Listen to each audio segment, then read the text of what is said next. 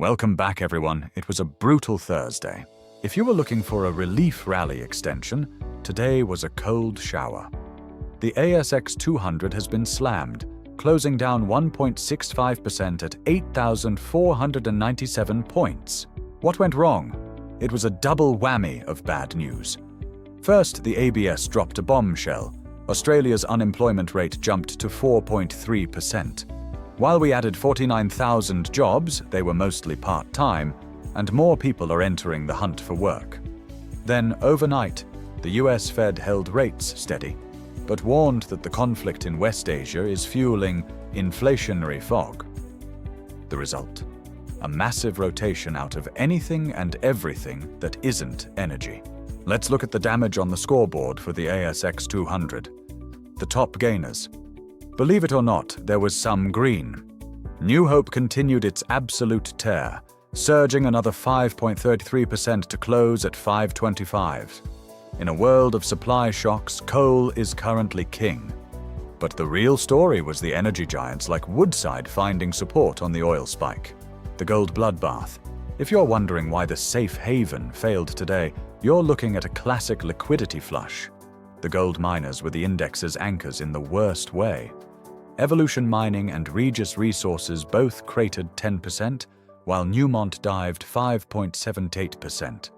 It's a paradox. The war in the Middle East is driving oil up, which drives inflation up, which forces the Fed to keep rates high. And high rates are poison for gold. We saw spot gold lose the $5,000 floor today as traders fled to the safety of the US dollar instead. It wasn't a slow leak. It was a total liquidation. The blue chip slide. It wasn't just tech. BHP fell 3.47% as iron ore struggled, and CSL dipped 2.45% to 134.6. Even the buyback couldn't stop the broader market gravity. Zero gave back its gains from yesterday, slipping 3% to close back under the 77 mark. In commodities, we are seeing a massive geopolitical premium. Brent crude oil has exploded, touching US $114 a barrel intraday before settling around $130.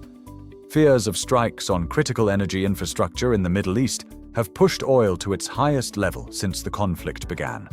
Gold is the outlier. Despite the global chaos, it's falling, down to US $4,130. Why?